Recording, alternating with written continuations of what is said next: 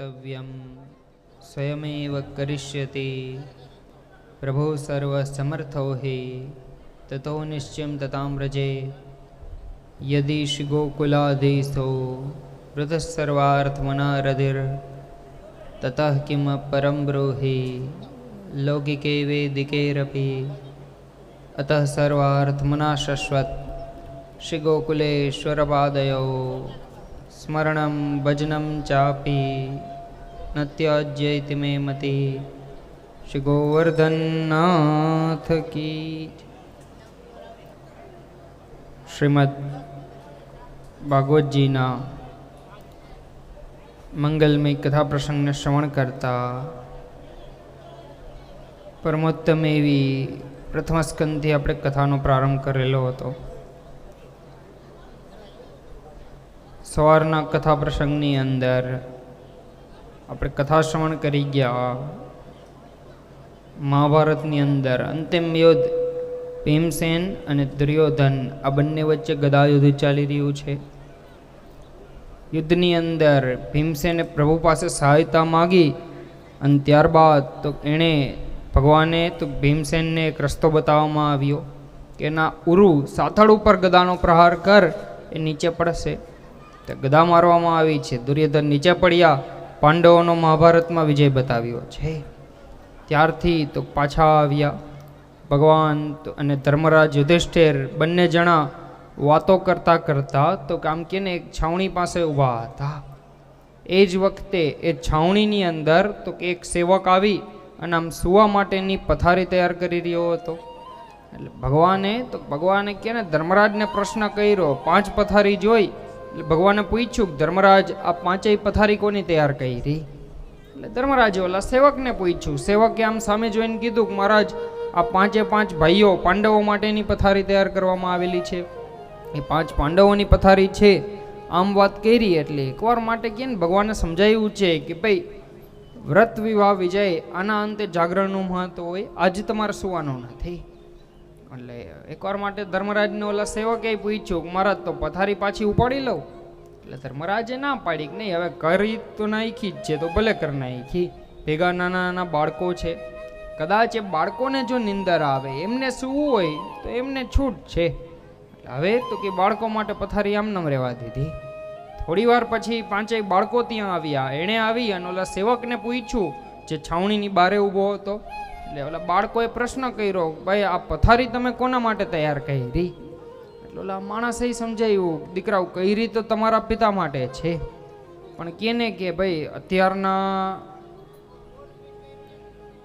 એક જ પધારવાના છે, એક જ જોતી.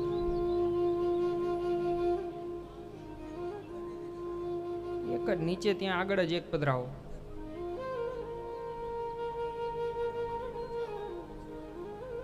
હું તો નીકળી જઈશ.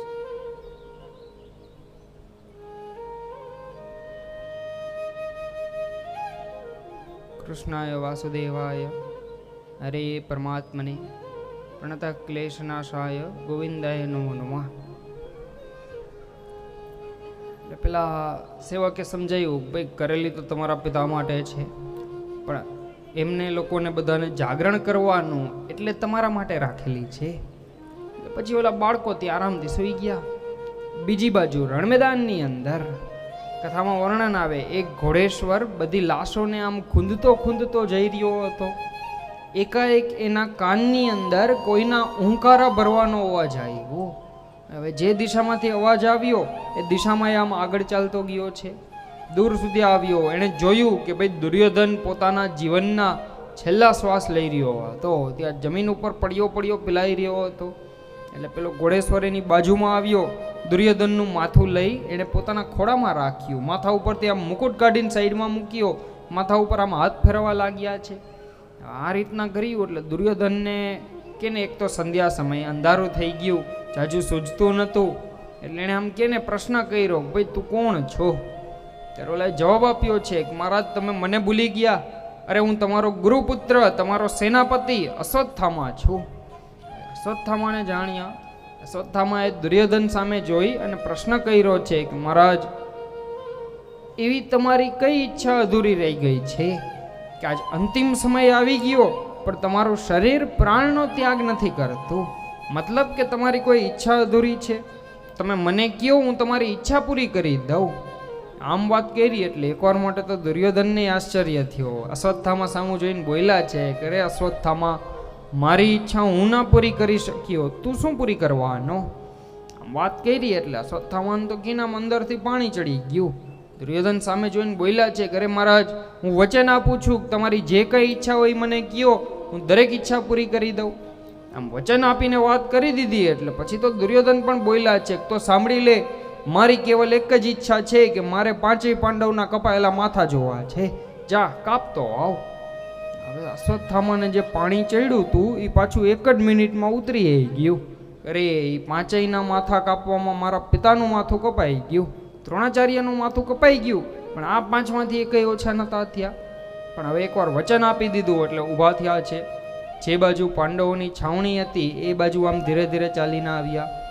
એકવાર જેવા ત્યાં આવ્યા, હવે એણે જે દ્રશ્ય જોયું, એક તો કે ને યુદ્ધ પૂરું થઈ ગયું એટલે કોઈને આવવા જવામાં કંઈ રોકટોક નથી, મનાઈ નથી, કોઈ ચોકીદારો કંઈ નતા રાખેલા, એટલે શાંતિથી આમ અંદર આવી ગયો. પણ એને દ્રશ્ય બહુ ગજબનું જોયું કે ભાઈ જાગરણના કારણે બાકી તો બધા આરામ કરવા માટે સૂઈ ગયા હતા, પણ પાંચે પાંડવ, છઠ્ઠા દ્રૌપદી અને સાતમા દ્વારિકાધીશ પ્રભુ એ કેને કામ એક તંબુની નીચે આરામથી બિરાજતા હતા. બધા બેઠા બેઠા વાતો કરી રહ્યા હતા. હવે આ 7 જણાને ત્યાં બેઠેલા જોયા પછી આને વિચાર આવ્યો કરે આયા હવે વચ્ચે જઈ અને આ પાંચેયના માથા કાપવા એ તો મારી તાકાત બહારની વાત છે, એ ના થઈ શકે. એ ત્યાંથી તો કામ પાછો ફરી રહ્યો હતો, રિટર્ન પાછો થઈ રહ્યો હતો. એ વખતે એની નજર તો કોલા તંબુની અંદર ગઈ જ્યાં પાંચેય બાળકો સૂતેલા હતા. એ બાળકોની એક ખાસિયત હતી કે એમની મુખાકૃતિ, એના મોઢાની અણસાર તો એકદમ એના પિતા જેવી. અર્જુનનો દીકરો એકદમ અર્જુન જેવો દેખાય. ભીમસેનનો છોકરો આમ સામેથી ચાલ્યો આવતો હોય ને તો તમે ઓળખી ના શકો કે ભીમસેન છે કે એનો દીકરો છે, એકદમ એક સરખા લાગે.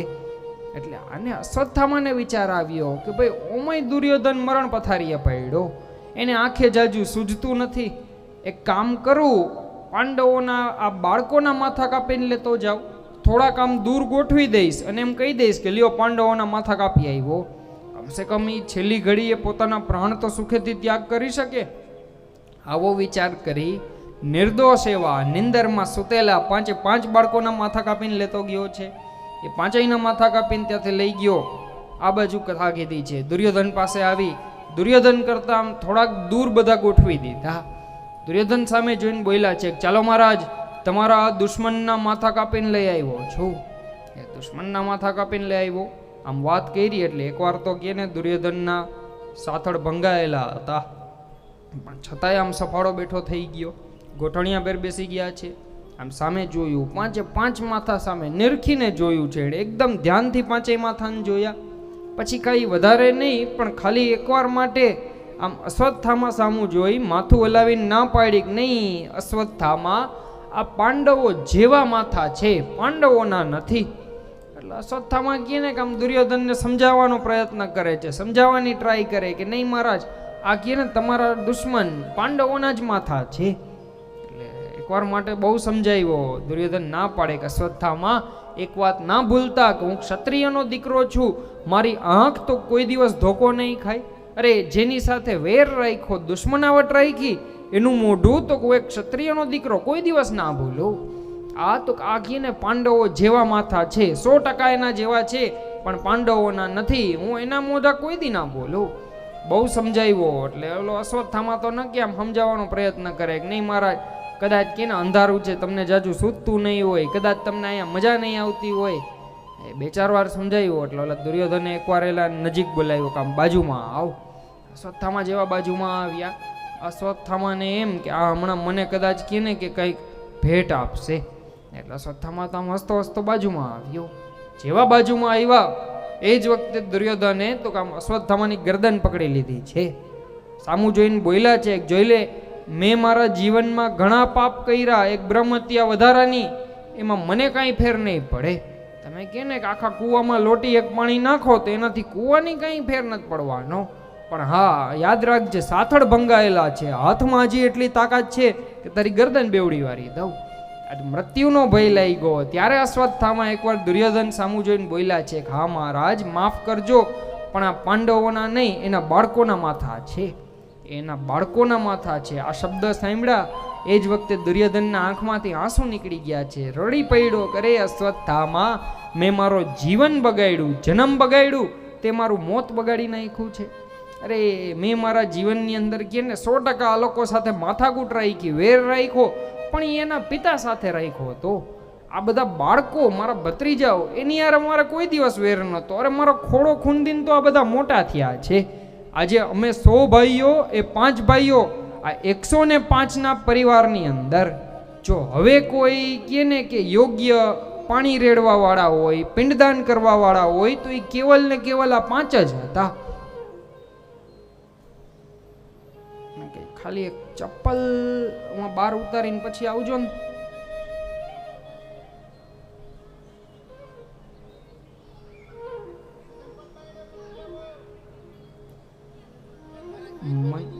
મંદિરનો કથા મંડપનો અનુભવ ઓછો લાગે છે.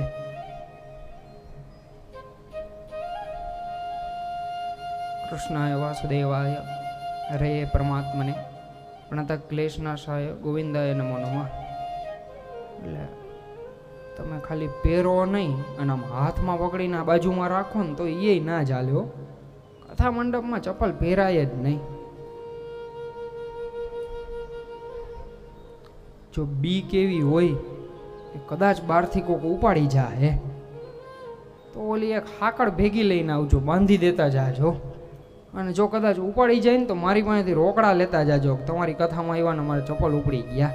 બાકી મંડપમાં ખાલી એક હું કે ને વિનંતી કરું કે ન પહેરો તો સારું લાગે. મારું તો મેં કીધું ને કંઈ જ નથી, તમારા જ કલ્યાણ અર્થે છે. જેટલું તમે આ બધું કરશો એટલું તમારે જ ભોગવો. ભાગવતજી અત્યારે તમારી યાર જોડાયેલા છે, એનું અપમાન થશે તો એ તમારે ભોગવવું પડતું હોય. હું તમારા હારા માટે કહું કે ના પહેરો તો સારું રહે, અને છતાંય પહેરો તો ભાઈ ભોગવો. બીજું હું કંઈ ના કરી શકું આમાં. કૃષ્ણાય વાસુદેવાય હરે પરમાત્મને પ્રણત ક્લેશનાશાય ગોવિંદાય નમો નમઃ. કથા છે દુર્યોધનને તો આંખમાં આંસુ આવી ગયા છે. સામે જોઈને બોલ્યા છે કે રે અશ્વત્થામા તે મારું મૃત્યુ બગાડ નાખ્યું. અમારા કે ને 105ના પરિવારની અંદર હવે કોઈ પિંડદાન કરવા વાળા હોય, પાણી રેડવા વાળા હોય તો કેવલ આ 5 જ બાળક વૈધા હતા. બાકી આ 105ના પરિવારમાં જેટલા હતા એ બધા રણમેદાનમાં સમાપ્ત થઈ ગયા છે. હવે કોઈ વૈધા જ નથી. કેવલ આ 5 હતા, અંતે એને પૂરા કરી નાખ્યા. આજે એકવાર માટે દુર્યોધનને અંદરથી બહુ દુઃખ થયું છે. એમ કહેવાય કે દુર્યોધન એના જીવનની અંદર કોઈ દિવસ રડતો નહીં. એ કોઈ દિવસ રડતો જ નહીં. એને કહે ને કે છઠ્ઠીના દિવસે પેલા રોવડાવે ને એ દિવસે કહે ને કે કુંતીને ગાંધારી ચીટિયા ભરીને થાકી ગયા, પણ એની આંખમાં આંસુ ના આવે. એ હંમેશા એમ કહેતો કે આંસુ શું છે, એ તો સ્ત્રીઓને શોભે એવી વસ્તુ, સ્ત્રીઓનું ઘરેણું છે. પુરુષ રોતો સારો ના લાગે. એ કોઈ દિવસ એની આંખમાં તો આંસુ ના આવવા દે. તો એના આખા જીવનની અંદર દુર્યોધન ખાલી 2 જ વખત રડ્યો છે. પહેલી વાર તો કે જ્યારે કે ને રણમેદાનમાંથી સમાચાર આવ્યા કે અંગરાજ કર્ણ એ વીરગતિ પ્રાપ્ત કરી ગયા, ત્યારે એની આંખમાં આંસુ આવ્યા હતા કે રે આજે હું કે ને અડધો થઈ ગયો. આજે તો મારું કે ને અડધું શરીર કોકે કાપીને ફેંકી દીધું હોય ને એવું લાગે છે. અને બીજી વાર તો જ્યારે એને સમાચાર સાંભળ્યા આ પાંડવોના નહીં પણ એના બાળકોના માથા છે, એ વખતે એની આંખમાંથી આંસુ નીકળી ગયા હતા. કદાચ એ તો ન કે પછી ત્યાંને ત્યાં દુઃખમાં ને દુઃખમાં એણે પોતાના પ્રાણનો ત્યાગ કરી દીધો.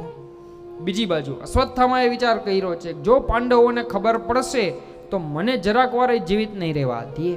એણે ઘોડો પસંદ કર્યો જે આમ 100 યોજન સુધી વગર વિસામે દોડ્યો જાય એવો ઘોડો પસંદ કરી એના ઉપર બેસી અને ઘોડો દોડાવી મૂક્યો છે. ધીમે ધીમે સવારનો સમય થયો. આ બાજુ દ્રૌપદી બાળકોને જગાડવા માટે આવી રહ્યા હતા. બાળકો પાસે આવે છે આનંદથી. એક કે ને કે માં આનંદપૂર્વક ખબર હતી કે રાજગાદી પ્રાપ્ત થઈ છે. આનંદ કરતા કરતા બાળકને આમ જગાડવા માટે આવી રહ્યા હતા. ચપટી વગાડતા તાલીઓ વગાડતા આવે ચાલો બાળકો જાગો, આજે આપણો રાજ્યાભિષેક થશે, તમે બધા રાજકુમાર કહેવાશો.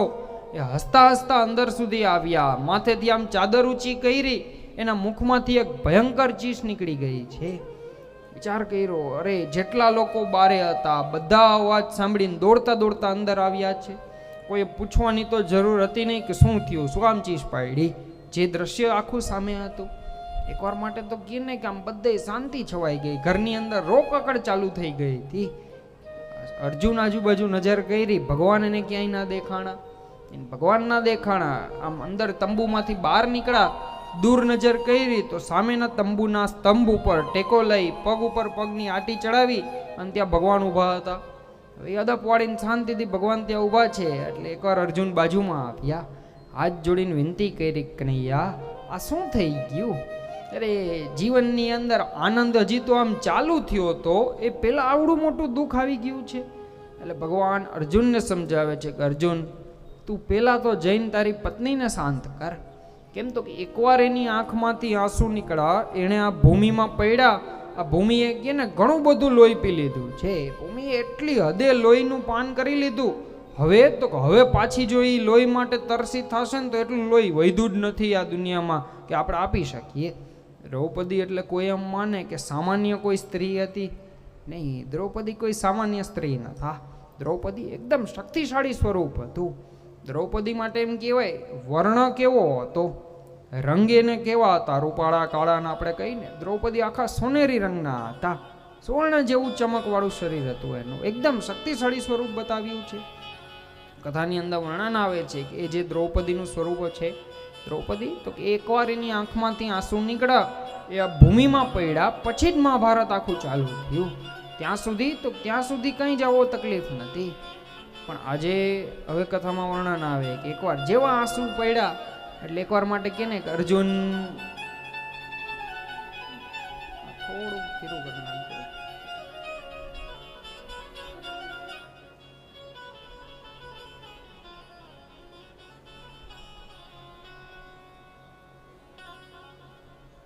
કૃષ્ણાય વાસુદેવાય હરે પરમાત્મને પ્रणत क्लेशनाशाय गोविंदाय नमो नमः. મોઘોડિયા પરિવાર ઉપર કૃપા કરીને બાવા પધરવાના છે. મારા હમણાં જ વાત થઈ હતી, મને એમ કીધું કે અહીંયા બાજુમાં જ ક્યાંક પધરામણી માટે પધારે છે અને ત્યાં પૂરું કરી લઈએ ને 4:30 પોણા 5 એટલે સીધા એ કે અહીંયા આવી જવાનું માટે ફોન કરી દે સી.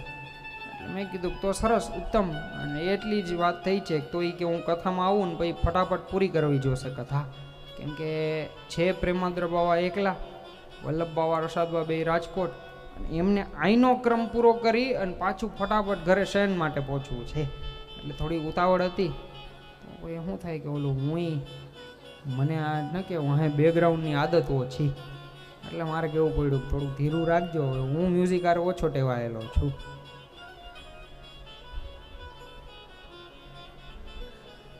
કથાની અંદર તો વર્ણન ચાલી રહ્યું હતું. ભગવાને સમજાવવામાં આવ્યા છે કે ભાઈ એકવાર માટે તારી પત્નીને શાંત કર. એને શાંત કરવામાં આવ્યા છે. અર્જુન જઈને કાલાવાલા કરે છે, બસ દેવી હવે રડોમાં, જ્યાં સુધી તમે રોકકડ કરશો ત્યાં સુધી પ્રભુ અંદર નહીં પધારે. ભગવાનને અમુક વસ્તુ પસંદ નથી. ભગવાનને બે વસ્તુ ના ગમે, એક તો કે ધુવાણો અને બીજા લૌકિક દુઃખના આંસુ. આ બે વસ્તુથી તો ભગવાન થોડા દૂર રહે છે. ભગવાન સમજાવે છે કે દેવી આપ રડોમાં આવે, પણ છાના રાખવાના બહુ પ્રયત્ન કરે. દ્રૌપદીના આંસુ બંધ નતા થઈ રહ્યા. આપણે પણ સમજી શકીએ ને કે જગતની એવી કોણ માં હોય જેના 5 દીકરાઓના માથા વગરના શરીર સામે પડ્યા છે અને પતિ આવીને એમ કહે કે બસ હવે છાની રહી જાય, ની છાના રહી જાય. 2-4 વાર સમજાવ્યા પણ રડવાનું બંધ નતા કરતા. છેલ્લે કંટાળી અને અર્જુને પોતાનો ઉપવસ્ત્ર લઈ ગોટોપોટો વાળી અને એના મોઢા ઉપર આમ દાબી દીધો. બોલ્યા છે બસ હવે રડતા નહીં, હવે છાના રહી જાઓ. એકવાર રડવું બંધ કરશો ને પછી જ ભગવાન અંદર આવશે ને કંઈક રસ્તો નીકળશે. હવે રડતા નહીં. હું તમને વચન આપું છું, જેણે આપણા બાળકોના માથા કાપ્યા એનું માથું કાપીને લેતો આવું. એનો એક નકે તમે પાટલો બનાવજો, એના ઉપર બેસી અને પછી સુતકીનું સ્નાન કરજો. ત્યાં સુધી આ બાળકોના નામનું સ્નાન પણ ના કરતા. અને સમજાવવામાં આવ્યા, વચન આપી દીધું. એકવાર શાંત કર્યા, પોતે ત્યાંથી બહાર નીકળ્યા છે. એકવાર બહાર નીકળ્યા, રથમાં બેઠા, રથ ચાલતો કરી દીધો. હવે એને યાદ આવ્યું, કરે મને તો ખબર નથી કે મારો શત્રુ કોણ છે, દુશ્મન કોણ છે. વિચાર કરવા લાગ્યા. ત્યાંથી પાછા આવ્યા. ભગવાન પાસે આવ્યા, હાથ જોડીને વિનંતી કરી છે, કનૈયા આજ પાછી એકવાર મારા રથની લગામ હાથમાં લઈશ. બીજી વાર તો ભગવાને અર્જુનના રથની લગામ હાથમાં લીધી છે. રથની લગામ હાથમાં લઈ અને હવે ભગવાને રથ દોડાવી મૂક્યો. આજ કથામાં વર્ણન આવે, સૂતજી મહારાજ શૌનકાદિક ઋષિમુનિઓને કહે છે કે ભાઈ ભગવાન જ્યારે એનો રથ ચલાવીને જઈ રહ્યા હતા, પહેલી વખત જ્યારે ભગવાને અર્જુનના રથની લગામ હાથમાં લીધી, મહાભારતનો સમય હતો, એ વખતે તો ભગવાન સતત અર્જુનને કંઈક ને કંઈક ઉપદેશ આપે છે. ભગવાન સતત કંઈક ને કંઈક બોલે અને અર્જુન પછવાડે એકદમ શાંત થઈને બેઠેલો છે. અને આજ બીજી વાર જ્યારે લગામ હાથમાં લીધી ત્યારે અર્જુન સતત પ્રશ્ન પૂછે છે અને ભગવાન સાવ શાંત ઊભા હતા. ભગવાન સાવ શાંત બિરાજે છે. કથા છે, જેવા દૂર આમ પેલાના ઘોડાની ન કે ઝડપથી દોડતો હોય એટલે એની ખરીમાંથી આમ ધૂળ ઉડે, એ ધૂળની ડમરી દેખાણી એટલે ભગવાન અર્જુનને ખાલી એટલું જ કીધું, જો અર્જુન ગમે ત્યારે તને તારા શત્રુની સામે ઊભો રાખી દઉં, તું પછી એમ ના કહેતો કે હવે મને એને કે આમ તીર ચડાવવું ને પછી હું મારું ને, તું પહેલેથી તૈયાર રહેજે એમ કહું કે આ તારો શત્રુ એટલે તારું બાણ છૂટી જવું જોઈ. અર્જુન તો કે ને પહેલેથી જ આમ બાણ ખેંચીને ગોઠણિયા પર તૈયાર બેઠો હતો. જેવો ભગવાનનો રથ અને અશ્વત્થામાનો ઘોડો આમ એક સાથે ચાલતા થયા એટલે ભગવાન આમ આંગળીનો ઈશારો કરી આંગળી ચિંતીને કીધું છે કે જોઈ લે, આ દ્રોણાચાર્યના દીકરાને જોઈ લે. એટલે ઘણા લોકોના મનમાં પ્રશ્ન થયો કે શું ભગવાનને ખબર નથી કે એનું નામ અશ્વત્થામા છે? કે ભાઈ ભગવાન નહીં ખબર હોય કદાચ. ત્યારે સમજાયું નહીં, પ્રભુ જાણતા હતા કે એનું નામ અશ્વત્થામા છે, પણ ભગવાન શું કામ એમ બોલ્યા કે દ્રોણાચાર્યના દીકરાને જોઈ લે? તો જ્ઞાન કરવામાં આવ્યું છે કે ભાઈ કેને કે કોઈ બાળ હત્યા કરવા વાળો વ્યક્તિ હોય, આ પ્રકારની બાળ હત્યા, ગૌ હત્યા, બ્રહ્મ હત્યા, સ્ત્રી હત્યા, આ બધી હત્યા એવી છે અને કરવા વાળા વ્યક્તિઓ એવા છે કે ને જેણે કરી એને તો દોષ લાગે જ છે, પણ તમે એનું નામ લ્યો ને તોય તમને દોષ લાગી જાય. નામ પણ લેવું તમને જ કીધું. એટલે ભગવાનનું નામય ના લીધું, ખાલી એટલું જ બોલ્યા જોઈ લે, દ્રોણાચાર્યના દીકરાને જોઈ લે.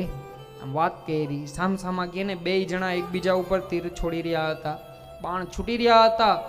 એ જ વખતે એકાએક અશ્વત્થામાએ બ્રહ્માસ્ત્રનો પ્રયોગ કરી દીધો. બ્રહ્માસ્ત્ર કેને કહેવાય?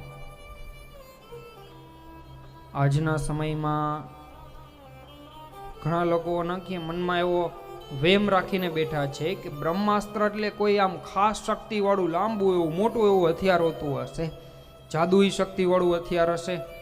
કોકને એમ હોય કે ઓલા એકના બદલે બેવણી વાળું તીર નીકળતું હોય છે, ઓલા ભાલા જેવું મોટું તીર હોતું હોય છે, અથવા તો કઈ એ રીતનું ચક્ર જેવું દેખાય. પણ યાદ રાખજો, બ્રહ્માસ્ત્ર છે એ કોઈ એટલે કોઈ એવું હથિયાર નથી. બ્રહ્માસ્ત્ર એક મંત્ર દ્વારા ઉમેરવામાં આવતી શક્તિ કીધી છે, મંત્રની શક્તિ કીધી છે. અને એની અસર માટે એમ કીધું છે કે એની અસર ગમે સ્વરૂપે થઈ શકે છે. એવું કઈ જરૂરી નથી એ આ જ રીતના કે ને સામે વાળાને જઈને લાગે નહીં, ગમે રીતની અસર કરે. તમે બ્રહ્માસ્ત્ર છોડીને ક્યાંક આગ લગાડવી હોય તો આગ લગાડી શકો, બ્રહ્માસ્ત્રનો ઉપયોગ કરીને રોગચાળો ફેલાવો હોય તો રોગચાળો ફેલાવી શકો. બ્રહ્માસ્ત્ર વસ્તુ એ રીતની છે કે તમે ધારો એ પ્રકારનું કરી શકો છો. અને બ્રહ્માસ્ત્ર તો કે ને કોઈ સામાન્ય વસ્તુ નહીં, એના દ્વારા થતું નુકસાન બહુ ભયંકર કીધું છે, બહુ અતિ ભયંકર નુકસાન કહેવામાં આવ્યું છે બ્રહ્માસ્ત્ર માટે. તો બ્રહ્માસ્ત્ર માટે એમ કહેવાય કે બ્રહ્માસ્ત્ર દ્વારા તમે કેટલું નુકસાન કરી શકો. તો અમુક જગ્યાએ એવો ઉલ્લેખ કરેલો છે કે ભાઈ એક બ્રહ્માસ્ત્રમાં તાકાત કેટલી, તો કે 100 અણુ ધડાકા થાય અને જેટલી તાકાત હોય ને એટલી તો ખાલી એક બ્રહ્માસ્ત્રમાં શક્તિ કીધી છે. ભયંકર નુકસાન ભયંકર થઈ શકે. ઓલાએ જેવું બ્રહ્માસ્ત્ર છોડ્યું એટલે આ બાજુ કે ને અર્જુને ભગવાનને પૂછ્યું કે નહીં આણે તો બ્રહ્માસ્ત્ર છોડી દીધું. ભગવાન અર્જુન સામું જોઈને બોલ્યા છે, એક જો તારા અને એના ગુરુ એક જ છે, એના પિતા થાય તારા ગુરુ થાય, તમે બે એની જ પાસેથી વિદ્યા ભણી છે, પણ એના ભલે પિતા થાય, એને ખુદના દીકરા કરતા તારા ઉપર વધારે ભરોસો હતો, એણે પોતાના દીકરાને ખાલી છોડતા શીખડાવ્યું છે. તને બ્રહ્માસ્ત્ર છોડતાય આવડે છે અને એની દિશા બદલતાય આવડે છે. એક કામ કર, એની દિશા બદલી નાખ. દિશા બદલવાની વાત કરી એટલે અર્જુને આમ સામે જોઈને કીધું છે કે નહીં આની ગમે એ દિશામાં હું મોકલીશ, જ્યાં જશે ત્યાં ભયંકર નુકસાન કરશે, અત્યંત નુકસાન થવાનું છે. એટલે કહે ને કે ભાઈ એમ ગમે ત્યાં તો નથી છોડાતું. ભગવાને કીધું એક કામ કર, તારા પરિવાર બાજુ છોડી દે. અર્જુનની મનમાં પ્રશ્ન થયો કે હું મારી એકની રક્ષા કરવા માટે આખા પરિવારને મુશ્કેલીમાં મૂકી દઉં? ભગવાન હસતા હસતા કીધું, તને મારા ઉપર ભરોસો છે? અર્જુને આ પાડ્યો, હો તમારા ઉપર તો પૂર્ણ શ્રદ્ધા છે, પૂર્ણ ભરોસો છે. ભગવાને કીધું, તો પછી ભરોસો રાખ અને છોડી દે, એ ત્યાં હું પહોંચી લઈશ, તું અહીંયા ખુદનું રક્ષણ કરી લે. ભગવાને ત્યાં શું કામ છોડાવ્યું એનું કારણ તમને સમજાવું.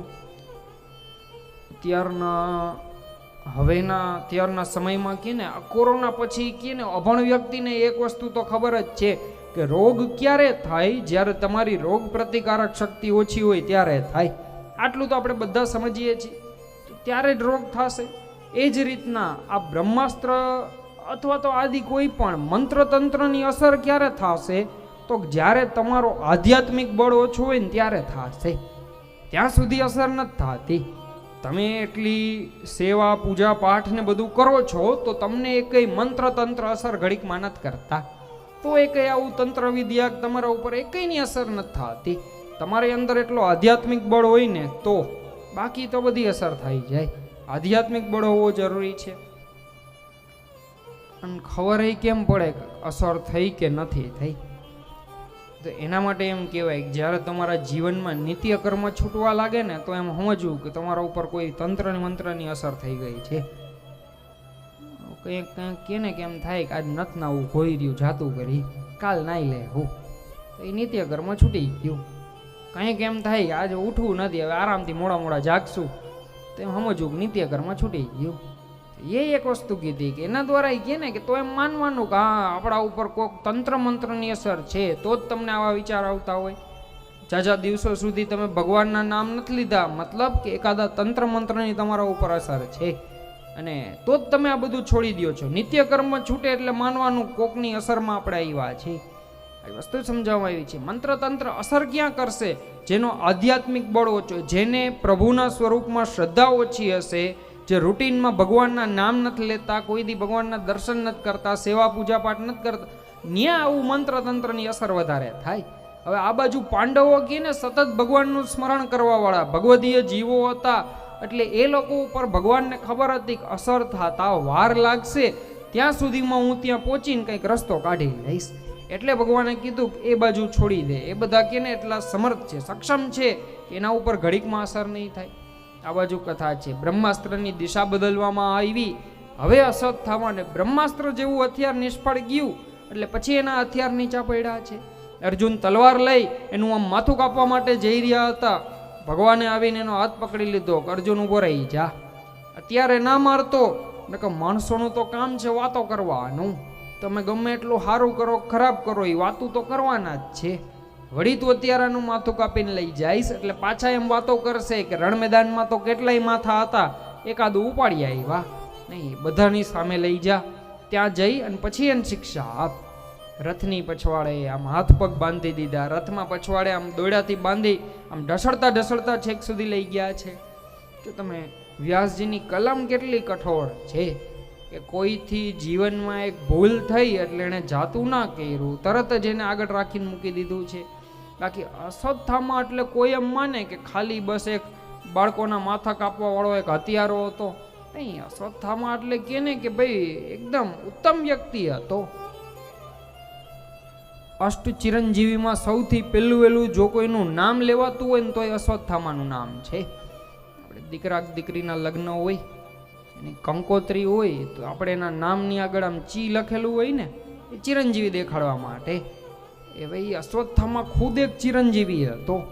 જે 8 ચિરંજીવીઓ કીધા છે જે આ ભૂતલ ઉપર હજી સુધી બિરાજે, 8 ચિરંજીવીઓની અંદર સૌથી જો પેલું કોઈનું નામ લેવાય તો એ અશ્વત્થામા છે. અશ્વત્થામા બલિર્વ્યાસો હનુમંશ્ચ વિભીષણ કૃપશ્ચ પરશુરામશ્ચ સપ્તે તે ચિરંજીવીનામ અનષ્ટમતુ માર્કંડ. આ રીતના 8 ચિરંજીવીઓ કીધા છે. તો એમાં કે અશ્વત્થામા સૌથી ઉપર નામ, પરમ માતૃભક્ત દીકરા કહેવાના છે. માતાને એને એની માં બહુ વાલી હતી. કથા અંતર્ગત પ્રસંગમાં વર્ણન આવે કે જ્યારે પાંડવો અને કૌરવોના બધા બાળકો એ જ્યારે કહે ને કે ભાઈ ત્યાં સાંદીપની ગુરુ પાસે દ્રોણાચાર્ય પાસે જ્યારે વિદ્યાભ્યાસ કરતા, એ દ્રોણાચાર્યના આંગણે વિદ્યાભ્યાસ કરતી વખતે ઓલો બપોરના વિસામો આવે, બ્રેક પડે ને, રિસેસ કહીએ આપણે, બપોરનો સમય થાય, વિસામો પડે એટલે ઓલા બધા સિપાહીઓ આવે એ આવી અને આ બાજુ કે ને દુર્યોધનના હાથમાં ચાંદીની લોટી આપે. દુર્યોધન શું કરે, એ લોટી લઈ અને આમ સીધો અશ્વત્થામા પાસે આવે. અશ્વત્થામા પાસે આવી અને આમ બાજુમાં બેસે, સામે બેસી અને આમ હાથમાં જે લોટી હોય ને એમાં આંગળીથી આમ દૂધ હલાવતો હલાવતો બતાડે, જોઈ લે આવું કેસરવાળું દૂધ કોઈ રીતે પીધું છે. આમ હાથમાં લોટી હોય ને એના ઉપર આમ ટકોરો કરીને બતાવે, જોઈ લે ચાંદીની લોટી કોઈ દી જોઈએ છે. એટલે અશ્વત્થામા કહે, ભાઈ હા કદાચ તું રાજકુમાર, તારા આંગણે ચાંદીની લોટી હોય, અમારા આંગણે ના હોય, પણ હા દૂધ તો અમે બનાવી શકીએ, દૂધ તો અમે પી શકીએ. ઓલાએ કીધું, કેસરવાળું દૂધ અને તું પી શક? જા એકવાર જઈને તાર માને પૂછતો હોઉં કે તમારા ઘરમાં દૂધ છે, કેસર છે, તો તને ખબર પડશે. એટલે ઓલો દોડતો દોડતો પોતાની માં ગૌતમી માં પાસે આવ્યો છે. ત્યાં આવીને એણે પોતાની માને કીધું કે માં મને દૂધ કરી દે, મને કેસરવાળું દૂધ પીવું. એટલે એની માએ સમજાવ્યો, દીકરા આપણે કહે ને કે બ્રાહ્મણ, આપણી પરિસ્થિતિ ગરીબ છે, આપણા આંગણે કહે ને કે એવું દૂધ કે કેસર કે આવી વસ્તુઓ ના હોય. એટલે ઓલાએ કીધું કે મારે ઈચ્છા તો છે જ, મારે એને દેખાડી દેવું છે. એની માએ કીધું માફ કરજે, પણ દીકરા એવું કંઈ છે જ નહીં. એટલે ઓલો આમ એમ કહે કંઈ વાંધો નહીં. રસોડા બાજુ આવે, થોડોક અમથો લોટ લે, એમાં અંદર પાણી નાખે ને પછી એને એકદમ હલાવી દે. એટલે લોટ એમાં પાણીમાં ડોવાઈ ગયો હોય, પછી એમાં આમ 2 ચપટી જેટલી હળદર નાખી દે ને પછી ફેરવી દે, એટલે એ પીળાશ પકડી લે. હવે પાછો બહાર નીકળે, ઓલા દુર્યોધનની સામે આવીને બેસે અને આમ અંદર આંગળી આમ ફેરવી અને દુર્યોધનને બતાડે, જોઈ લે આવું દૂધ તો તે નહીં પીધું હોય. અરે કદાચ તારી પાસે કે ને હશે ચાંદીની લોટી, અમે માટીમાં પીએ, પણ તારા દૂધ કરતાં મારું દૂધ વધારે ઉત્તમ, વધારે સારું, વધારે મીઠું હોય છે. અને શું કામ એની મીઠાશ આટલી વધારે છે? એનું કારણ શું છે? મારી માએ એટલા પ્રેમથી બનાવ્યું એટલે. બાકી તારી માં તો આંખે પાટા બાંધીને બેઠી, તને શું ખબર કે માના હાથનો સ્વાદ કેને કહેવાય? અરે તું શું જાણ કે માના હાથની મીઠાશ કેને કહેવાય? આમ બોલતા બોલતા કેને આમ દેખાડે, જોઈ લે આવું ઘાટું દૂધ તે કોઈ દી પીધું? હવે લોટ હતો ડોયેલો, ઘાટો તો હોય જ. પછી આમ કે ને પોતાની માના વખાણ કરતો જાય અને એક એક ઘૂંટડા ભરતો ભરતો એ ડોયેલો લોટ પીતો જાય. એની માં આમ બાયણાની તિરાડમાંથી બધું જોવે, એને આંખમાંથી આંસુ નીકળી ગયા કરે. મારો દીકરો કહે ને કે ભાઈ પોતે ખુદ ડોયેલો લોટ પી રહ્યો છે અને વખાણ પાછા મારા કરી રહ્યો છે. અશ્વત્થામાં કીધું પરમ માતૃભક્ત દીકરા હતા, પણ એક ભૂલ કરી, બધાની સામે લઈ આવીને મૂકી દીધા છે. કથામાં વર્ણન આવે કે એને એ જે બાળકોના માતા કાપ્યા, બધા વચ્ચે આમ ઢસડતા ઢસડતા લઈ આવ્યા, વચમાં આવ્યા છે. એકવાર માટે તો ત્યાં આવી અને પછી હવે અર્જુને સાથ પાડ્યો છે જોશથી કે દ્રૌપદી બહાર આવ. અંદરથી દ્રૌપદી બહાર આવ્યા. દ્રૌપદી જેવા બહાર નીકળ્યા એટલે નક્કી એણે દૂરથી નજર કરીને જોયું કે સામે અશ્વત્થામા ઉભેલા છે. પાછા એ તંબુની અંદર આવ્યા, એણે પોતાના વાળ સરખા કરી લીધા છે, આંસુને બધું લોહી નાખ્યું, મોઢું બધું સાફ કરી લીધું, કપડાને બધા સરખા કરી અને પછી આમ હસતા હસતા બહાર નીકળ્યા છે. બોલતા બોલતા આવ્યા છે, ઘરે મહારાજ અમારા અહોભાગ્ય કે બ્રાહ્મણ દેવ અમારા આંગણે પધાર્યા, અમારા ગુરુના દીકરા અમારા આંગણે પધાર્યા, સ્વયં ગુરુ પધાર્યા હોય એટલા આશીર્વાદ પ્રાપ્ત થયા છે. હસતા હસતા સમાજને એકવાર માટે જ્ઞાન કરાવ્યું કે ઘરની વહુનું ધર્મ શું કહેવાય છે. યાદ રાખજો, આંગણે આવવાવાળા મહેમાનને મીઠો આવકારો આપવો એ કામ તો એ કામ કહે ને કે કોઈ બીજાનું નથી, તમારા આંગણામાં જે વહુ હોય વહુનું કાર્ય કીધું છે. બૈરાઓનું કામ છે કે ઘરે કોઈ મહેમાન આવે એને એકવાર મીઠો આવકારો આપવો જોઈએ.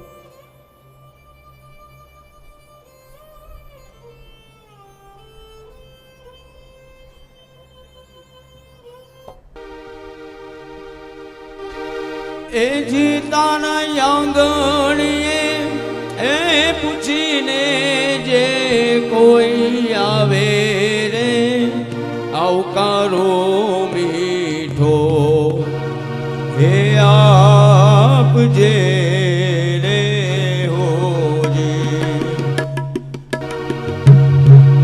એ જીતાના આંગણીએ એ પૂછીને જે કોઈ આવે રે, આવકારો મીઠો આપજે રે હોજી.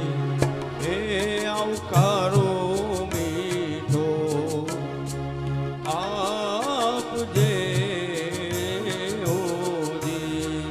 એ જીતાના આંગણિયા એ પૂછીને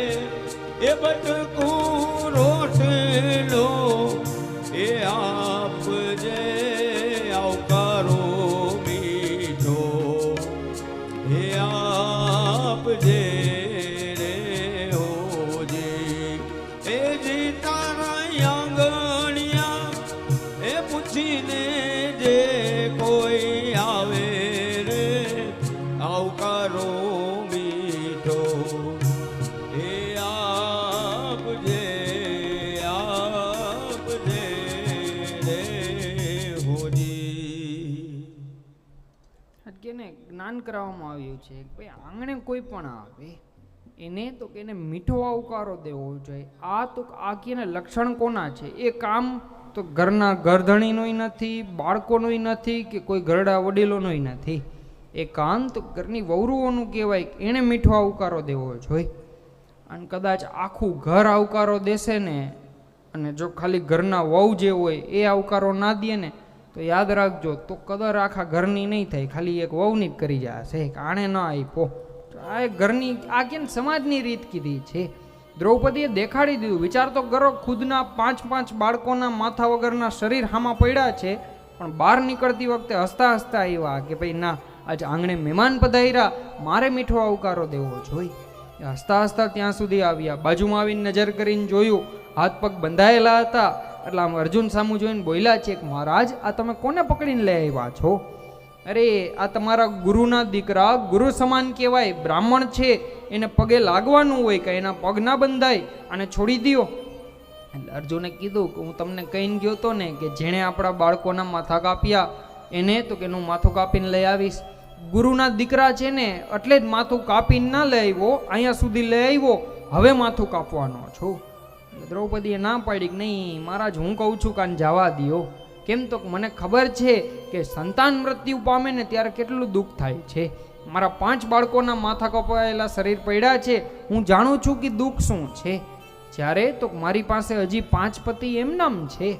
વિચાર કરવો હોય તો એની માનો કરો. એના પતિને તમે પહેલા જ રણમેદાનમાં પૂરા કરી નાખ્યા, હવે એ મા પાસે આ એકનો એક દીકરો તમે એને પૂરો કરી નાખશો તો એ માનું કોણ? મા સાવ એકલા પડી જશે. એટલે કહું છું બસ મહેરબાની કરી અને આને ન મારતા. આજ થોડી વાર માટે સમજાવ્યા. અર્જુન ન કે શાંત થઈ ગયા. બાજુમાં આવીને આમ દોરડા ખોલવા લાગ્યા. ઠીક, હું તો તમને આનંદ આપવા માટે આ કરી રહ્યો હતો, તમને રાજી રહ્યો એટલે કરતો હતો. કદાચ આને મારવાથી તમને ના ગમતું હોય, દુઃખ પહોંચતું હોય, તો મને આને મારવાનો કોઈ શોખ નથી. બાજુમાં આવીને આમ દોરડા ખોલવા લાગ્યા.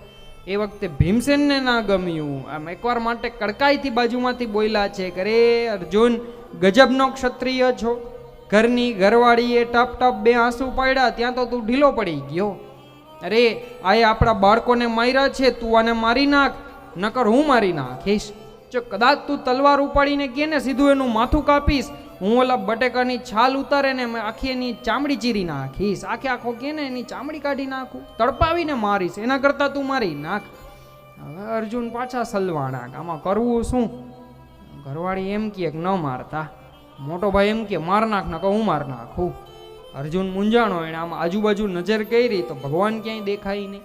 અરે ભગવાનની એ રીત ગજબની છે. જ્યાં ગોટાળા ને કુંડાળા હાલતા હોય ને ત્યાંથી આઘા થઈ જાય. ઓલા પેલા તંબુમાં બધા ધડબડાટી બોલાવતા હતા, છાનામાના બહાર આવીને ઉભા રહી ગયા. હવે આ બારે ગોટાળા હાલે છે તો આમ એક તંબુમાં અંદર શાંતિથી જઈને લાંબા પગ કરીને બેસી ગયા. અર્જુન ત્યાં આવ્યા. આવીને આમ ભગવાન સામે જોઈ અને હાથ જોડ્યા, વિનંતી કરી રહી છે પ્રભુ, પત્ની એમ કહે છે કે ન મારતા, અને મોટો ભાઈ એમ કહી રહ્યો છે કે મારી નાખ, નકર હું મારી નાખું. ભગવાને કીધું તું ચિંતા ના કર, એક કામ કર, બેયને વારા ફરતી મારા પાસે મોકલી દે. હવે પેલા ન કે દ્રૌપદી અંદર આવ્યા, ભગવાન પાસે આવી બાજુમાં બેઠા. ભગવાનનો હાથ પોતાના હાથમાં લઈ આમ માથે પ્રેમથી હાથ ફેરવતા ફેરવતા વાત કરી છે, કનૈયા મારા ભાઈ વીરા, એક વાતનો જવાબ આપ, કોઈ દિવસ બ્રાહ્મણના દીકરાને મરાય? એટલે ભગવાને ના પાડી કે ના હો બેન, ના મરાય, સાચી છો. હવે આમ વાત કરી, ના મરાય શબ્દ વાપરો એટલે આને જવાબ મળી ગયો દ્રૌપદીને. એ તો તરત ઊભા થયા ને બહાર નીકળી ગયા. બહાર આવીને અર્જુનને કીધું, હોવ ભગવાને એક ઝાટકે કહી દીધું કે ના મરાય. એટલે કીધું કંઈ વાંધો નહીં, હવે આને ત્યાં મોકલો. એક બાજુથી ભીમસેન ત્યાં અંદર આવ્યો. ભીમસેને અંદર આવી અને એકવાર આમ સામે આવી અને ભગવાનની બાજુમાં આવીને બેઠો. હવે એણે કે ને હાથમાં લઈને કે પ્રેમથી ના પૂછ્યું, આમ પોતાના ગોઠણ ઉપર આમ હાથ ઘસતા ઘસતા એકદમ કડકાઈથી પૂછ્યું કે નૈયા એક વાતનો જવાબ આપ, હત્યારાને મરાય? ભગવાન કે હત્યારો છે તો પૂછવા હું કામ આવ્યા? હત્યારો જ છે ને તો એવું કંઈ પૂછવાનું ના હોય, જાઓ મારી નાખો. એને જવાબ મળી ગયો. એ ના કે તરત બહાર આવ્યા છે, આવીને એણે કીધું છે કે રે સાચો ક્ષત્રિયો, એણે એક ગાયે કહી દીધું કે મારી નાખો, પૂછાય નહીં. વળી અર્જુન સલમાણા, એકને એમ કીધું કે ના મરાય, એકને એમ કીધું પૂછાય નહીં, પેલા જ માર નાખાય. પાછા અંદર આવ્યા, ભગવાન પાસે આવ્યા. ભગવાન પાસે આવી હાથ જોડીને એકવાર માટે કેને વિનંતી કરે છે, પ્રભુ મારા વાલા, હું કામ બે બાજુ ઢોલકી વગાડો છો? એકને એમ કહો છો કે ના મરાય, એકને એમ કહો છો કે મારી નખાય, આમાં મારે શું કરવું? એટલે ભગવાન હસતા હસતા અર્જુનને કીધું કે અર્જુન, જેવો જેનો પ્રશ્ન એવો મારો ઉત્તર. દ્રૌપદી આવી અને મને એણે કહે કે ભાઈ શાસ્ત્ર પૂછ્યું હતું કે બ્રાહ્મણના દીકરાને મરાય, તો મેં એને શાસ્ત્રનો જવાબ આપ્યો, ના મરાય. અને બીજી બાજુ કહે કે ભાઈ ભીમસેને આવીને મને ન્યાય પૂછ્યો કે હત્યારાને મરાય, તો મેં હા પાડી કે હોવ મારી ન ખાય, પૂછાય નહીં. હવે જેવો જેનો પ્રશ્ન એવો મારો ઉત્તર. અર્જુન સમજી ગયા છે. અર્જુન ત્યાંથી બહાર નીકળ્યા અને તલવાર ફેરવતા ફેરવતા આવી રહ્યા હતા. આ બાજુ કહે કે એણે એકવાર માટે અશ્વત્થામા પાસે આવી, અશ્વત્થામા પાસે એક તેજરૂપી મણી, એનું તેજ છીનવી લીધું છે, અપમાનિત કરી ત્યાંથી મોકલી દેવામાં આવ્યો. એ તેજ હરવામાં આવ્યું કે હવે જ્યારે જ્યારે અરીસામાં પોતાનું મોઢું જોશે ને એને ત્યારે ત્યારે કહે ને કે પોતાનું આ કુકર્મ યાદ આવશે, ત્યારે એને પોતાનું આ દુષ્કર્મ યાદ આવશે. પછી તો કહે ને કે અશ્વત્થામા ત્યાંથી પાછો નીકળી ગયો. આ બાજુ અશ્વત્થામા એ અપમાનનું વેર લેવા માટે જે ઓલું બ્રહ્માસ્ત્ર હતું એને તો થોડોક આમ ધક્કો મારી દીધો, થોડીક એની અસર વધારી દીધી. હવે એની અસર ક્યાં થાય? હમણાં જ કીધું ને કે જેનો આધ્યાત્મિક બળ નબળો હોય એના ઉપર પેલા અસર જોવા મળે. તો પાંડવોના પરિવારમાં સૌથી નબળું વ્યક્તિ કોણ હતું? તો અર્જુનના દીકરા અભિમન્યુની પત્ની ઉત્તરા. કેમ તો કે ગર્ભવતી હતા, ગર્ભમાં બાળક હતું. હવે કે ને ગર્ભમાં બાળક હોય એટલે એ માં તો માં પોતાનું અને બાળકનું બેયનું પોષણ એમાંથી એકમાંથી નથી થતું હોય. એ કારણે તો કે એ ઘરની અંદર પરિવારની અંદર સૌથી નબળી વ્યક્તિ કોણ થઈ? તો ગર્ભમાં રહેલું બાળક. એનો તો એ જન્મ જ નથી થયો, એણે શું ભગવાનના નામ લીધા હોય? એની અંદર શું આધ્યાત્મિક બળ હોય? એ ગર્ભમાં રહેલા બાળક ઉપર અસર થઈ, જેના કારણે એના ગર્ભની અંદર એક ભયંકર આગ લાગી ગઈ હતી. આ બાજુ કોઈને કંઈ ખ્યાલ નહીં. ભગવાન તો બધા પાસેથી આમ વિદાય લઈ રહ્યા હતા, રથમાં બેસી અને આમ નીકળવાની તૈયારી કરતા હતા. એ જ વખતે અંદરથી ઉત્તરા દોડતા દોડતા આવ્યા છે, હે પ્રભુ મહેરબાની કરીને મારી રક્ષા કરો, પાઈ પાઈ મા યોગી. ભગવાન મહેરબાની કરીને મારી રક્ષા કરો, મને જીવવાનો કોઈ મોહ નથી, હું તો મારા પતિની પછવાડે સતી થવાની હતી, પણ મને બ્રાહ્મણોએ કીધું કે દીકરા તારા ગર્ભમાં બાળક છે, તારે સતી ના થવાય, એટલે હું રાહ જોઈને બેઠી છું. અરે મહેરબાની કરી અને બાળકની રક્ષા કરો. 5 પાંડવો 100 કૌરવો 105ના પરિવારમાં હવે જો કોઈ એકલો તો વ્યક્તિ હોય કે જે પછવાડે પાણી રેડવા વાળો હોય તો એ આ છે, એની રક્ષા કરી દો. ભગવાન તો રથમાંથી નીચે ઉતર્યા, અંગૂઠા જેવડું રૂપ લઈ પ્રભુ એના ગર્ભમાં પધાર્યા. અગ્નિ અને બાળક એની એકદમ બરોબર મધ્યમાં ઊભા રહી ગયા છે. બાળકને થોડોક છાંયો અનુભવાણો, ઠંડક અનુભવાણી. ભગવાને અગ્નિને શાંત કર્યો, ત્યાંથી બહાર મોકલ્યો છે. બાળકની સામું જોઈ અને ભગવાન ત્યાંથી પાછા બહાર પધાર્યા. જો પ્રભુનું સ્વરૂપ ઉત્તમ જ છે, એમાં કોઈ કમી જ ના હોય. ભગવાન કેવું સ્વરૂપ કેવું છે પ્રભુનું, કે ને કે શર્કરા જેવું સ્વરૂપ છે, સાકર જેવું, કે તમે એવું તો નથી કે ઉપરથી ગળી વધારે લાગે, વચમાંથી ઓછી લાગે. નહીં, સાકર તમે ઉપરથી ચાખો, નીચેથી ચાખો, વચ્ચેથી ચાખો, ગમે દિશામાં જ ચાખો, એક સરખો સ્વાદ. એમ પ્રભુનું સ્વરૂપ એક સરખી મીઠાશ વાળું છે, બધી રીતના ઉત્તમ સ્વરૂપ. પણ હા, 2 વસ્તુ ઉત્તમ નથી કીધી. કઈ કઈ? પહેલું તો પ્રભુની પીઠના દર્શન. ભગવાનના સ્વરૂપ શ્રીઅંગની અંદર ભગવાને દરેક વસ્તુઓને સ્થાન આપ્યા, એટલે છેલ્લે 2 વસ્તુઓ આવી. 2 વસ્તુઓ છેલ્લે આવી. કઈ કઈ? તો એક તો અધર્મ અને એક મૃત્યુ. એ 2 આવીને વિનંતી કરી, ભગવાન અમને બનાવવા વાળા તો તમે જ છો, એ દ્રષ્ટિએ જોઈ તો અમારી તમારા જ સંતાન છે, અમને કંઈક સ્થાન આપો. એટલે ભગવાને અધર્મને પીઠની અંદર રાખી દીધો. પ્રભુની પીઠમાં અધર્મનો વાસ છે. અને બીજો તો પડછાઈની અંદર મૃત્યુનો વાસ છે. તમારું ઘર કોઈ મંદિરની બાજુમાં હોય અને મંદિર એટલે કે ને બીજા કોઈની વાત નથી, પણ હા ભગવાનનું મંદિર હોય તો જ ખાલી, બીજા એ કઈ દેવી દેવતાઓની વાત નથી કરતો. પણ જો ભગવાનનું મંદિર છે અને એની બાજુમાં તમારું ઘર છે તો પછી બહુ સારી વસ્તુ કહેવાય. પણ જો એ મંદિરની ધજાની કે પડછાઈ તમારા ઘર ઉપર પડતી હોય તો જરાય પાછું સારું ના કહેવાય. આજ મોટા મોટા મંદિર તમે જોવા જાઓ, દ્વારકા આવડી મોટી 52 ગજની ધજા છે, પણ એની પડછાઈ ક્યાંય આજુબાજુના કોઈના ઘર દુકાન ઉપર ના પડે. એ કે ને કુદરતી વસ્તુ છે, તમે જુઓ તો ખ્યાલ આવે. આજ ભગવાનનું સ્વરૂપ ઉત્તમ જ છે, પણ પડછાઈ ઉત્તમ નથી. હવે અહીંયા તમે કથામાં જુઓ, બાળક હજી ગર્ભમાં છે, હજી જન્મ લઈને બહાર નથી નીકળ્યો, પણ એ પહેલા તો એના ઉપર પ્રભુની પડછાઈ પડી. મતલબ કે મૃત્યુએ બાળકનું મોઢું જોઈ લીધું. મૃત્યુએ જન્મ પહેલા જે બાળકનો હાથ પકડી લીધો હતો. કથા કીધી ભગવાન તો ત્યાંથી પાછા બહાર પધાર્યા હતા, ગર્ભમાંથી બહાર પધાર્યા. એક નિયમ કહેવાય કે કોઈ પણ પુરુષ જ્યારે આમ ઘરમાંથી બહાર નીકળી રહ્યો હોય ત્યારે જો કોઈ સ્ત્રીના આંખમાં આંસુ આવે તો એ અપશુકન થઈ ગયું કહેવાય. એ વખતે તો પુરુષ બહાર ના નીકળાય. પછી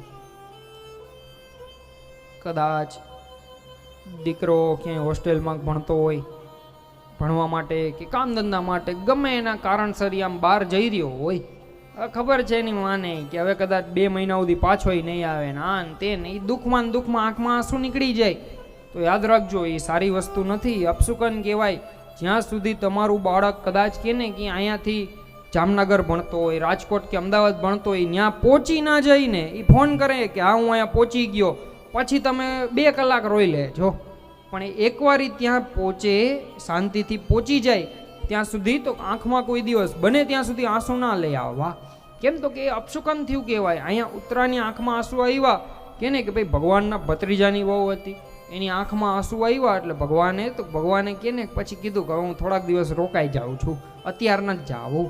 વળી ભગવાન થોડા દિવસો માટે રોકાયેલા હતા. થોડા દિવસો પછી પાછું ભગવાને કીધું ચાલો હવે મને રજા આપો. એટલે બધાએ બહુ સમજાવ્યા, પ્રભુ હજી 1-2 દી રોકાઈ જાઓ. ભગવાન નહીં બસ હવે રજા આપો. ભગવાન બધા પાસેથી આમ વિદાય લઈ રહ્યા હતા. આવજો કરતા કરતા રથમાં આવીને બિરાજ્યા. હજી તો આમ રથ ચાલવાનો જ હતો એ પહેલા પ્રભુના ફૈબા કુંતી, એની આંખમાં આંસુ આવી ગયા છે. કુંતીની આંખમાં આંસુ આવ્યા. ભગવાન પાછા રથમાંથી નીચે ઉતર્યા. બીજી વાર નીચે ઉતર્યા. કુંતી સામું જોઈને બોલ્યા છે કે અરે ફૈબા, હવે તમને શેનું રડવું આવે છે? અરે તમારી કે ને કે બધી ઈચ્છાઓ મેં પૂરી કરી દીધી. તમે મારી પાસે વચન માંગ્યું હતું કે મારા 5 દીકરાઓ સહી સલામત રહીએ. ભગવાને કીધું હતું કે વચન આપું છું કે તમારા 5 દીકરા સહી સલામત રહેશે, પણ હા એક શરત, કાં તો અર્જુન કાં તો કર્ણ. આમ ભગવાને શરત મૂકી. એ બેમાંથી એક એનું નક્કી ના કહો. કદાચ એવું બને બાકીના 4ની તો હું ગેરંટી આપું, પણ હા અર્જુનના બદલે કદાચ કર્ણય બચી જાય, અથવા તો કર્ણય હતા તો એમના જ સંતાન. એટલે આજ કે ને કે આ રીતની પરિસ્થિતિ, આ રીતની વાત મૂકી દીધી હતી કે ભાઈ જો આ વસ્તુ મગજમાં રાખજો, કાં તો કર્ણ કાં તો અર્જુન. પણ આજે તો કે ને ફૈબા તમારી જે ઈચ્છા હતી એ જ 5 છે, તો હવે તો તમારે રાજી રહેવું જોઈએ, હવે તો તમારા આનંદના દિવસો આવ્યા છે. એટલે ફૈબા ભગવાન સામું જઈને બોલ્યા છે કે દીકરા તું આનંદમાં રહેવાની વાત કરસ, પરમ આનંદ તો અમને છોડીને જઈ રહ્યો છે, આમાં આનંદમાં કેમ રહેવું? પ્રભુ કે ને આજ દિવસ સુધી અમારી પરિસ્થિતિ સાવ નબળી હતી તો તમે સતત ભેગા ને ભેગા હતા, અને હવે સત્તા સંપત્તિ રાજગાદી બધું મળી ગયું તો તમે વિદાય લઈને નીકળી રહ્યા છો. એટલે ભગવાને આમ હામાં હાથ જોડ્યા કે ફૈબા હું ઘર બાર માંડીને બેઠો છું, મારે પરિવાર છે. આ તમારા તો કે ને કે 5-10 વ્યક્તિનો પરિવાર, મારે ઘરે આવીને જોવો તો ખરા 16,108 તો ખાલી ઘરવાળીઓ છે. આ 6 મહિનાથી ઘરે નથી ગયો, થોડાક તો એના અબોલા સહન કરવા જોશે, મારે એ બધું જાણવું જોશે. આજ વિચારો હું પરિવાર રાખીને બેઠો, મારે એને જવાબ દેવા પડતા હોય, મારે ઘરે તો જવું ને, હું ખુદનું ઘર મૂકીને અહીંયા કેમ રહું? એવાએ કીધું પણ પ્રભુ તમારી બધી વાત સાચી, આજ દિવસ સુધી અમે તમને કે ને સાચવીને રાખી ના શક્યા, પ્રેમથી રાખી ના શક્યા, એ વાતનો અફસોસ છે. આજ તમારે કે ને કંઈ અગવડતા ભોગવવી પડી. ઘણીવાર કથા અંતર્ગત પ્રસંગમાં વર્ણન આવે કે આમ યુદ્ધનો ટાઈમ હોય, બધા તો કામ બારોબાર છાવણીમાં રહેતા હતા. હવે કે ને બધા પોતપોતાના ગાદલા ને ગોદડા ને બધી વ્યવસ્થા કરીને ખૂણો પકડીને સૂઈ જાય. ભગવાન તો બીજા દિવસનું પ્લાનિંગ કરતા હોય ને, એટલે ભગવાનને આમ થોડીક વાર લાગતી, આખી રાત આમ આટા મારે ને બધું કરે. પછી આમ થાય કે થોડીક વાર લાવો લાંબો વાંસો કરવું, એ આમ ગોતતા જાય પણ ક્યાંય જગ્યા જ ના હોય. પછી ગોતે કે અર્જુન ક્યાં સૂતો છે. એ ગોતતા ગોતતા અર્જુન સુધી પહોંચે. અર્જુન પાસે આવે એટલે ઓલાને જગાડે, અડધી રાતે જગાડે કે આમ થોડો ખસ ને મને સુવા દે ને તો ભેગા હોઈ જાય. હવે એ કહે ને એક સિંગલ ગાદલું, એમાં કઈ જાજી જગ્યા ના હોય એટલે ઓલો અર્જુન શું કરે, આમ એક પડખું ફરી જાય. ભગવાનને આમ પડખું ફરીને કહે કે અહીંયા આટલામાં હુઈ જા. એટલે ભગવાન એની બાજુમાં એક પડખે ભગવાન સૂઈ જાય, એક પડખે અર્જુન સૂતો હોય. હવે આખી રાતે એક પડખે તો કંઈ ફાવે નહીં, ઓલું બેલેન્સ ના રહીએ. એટલે ભગવાન શું કરે તો પોતાનો એક હાથ હોય ને આમ અર્જુન માથે જવા દે.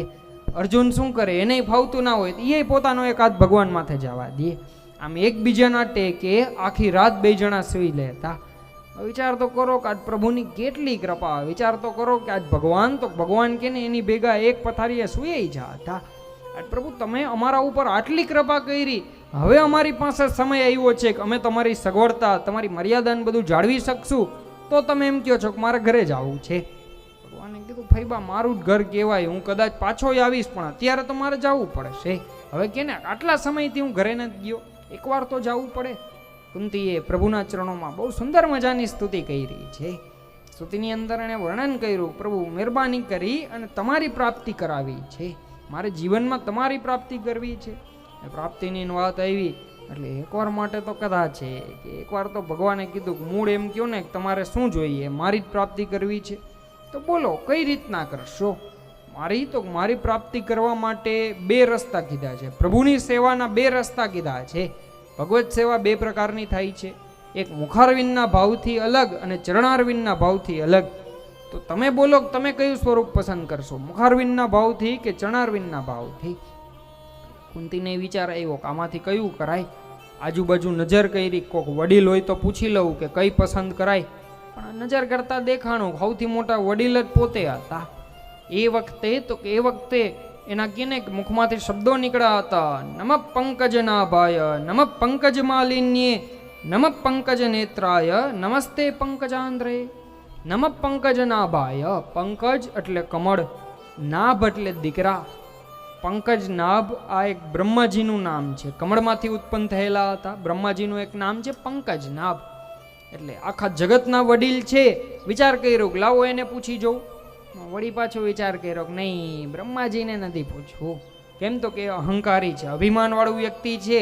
અભિમાનવાળા વ્યક્તિને સેવાનો ક્રમ ના પૂછાય. એને અભિમાન છે કે મેં સૃષ્ટિની રચના કરી. ત્યારે બીજું નામ નીકળ્યું કે નમ પંકજ માલિની. પંકજ માલિની એટલે કમળમાં ઉભેલા લક્ષ્મી. લક્ષ્મીનું એક નામ છે પંકજ માલિની. વિચાર્યું કે લક્ષ્મીજીને પૂછી જો કઈ સેવા કરાય. વળી વિચાર કર્યો કે નહીં, લક્ષ્મીને કંઈ ઠેકાણા ના હોય. ઘરેથી નીકળી તો આપણા ખિસ્સામાં હોય, બજારમાં આટો દઈને પાછા આવીએ ત્યાં એકાદી દુકાનના ગલ્લામાં પડ્યા હોય. લક્ષ્મીનો કંઈ સ્વભાવ નક્કી નથી હોતો.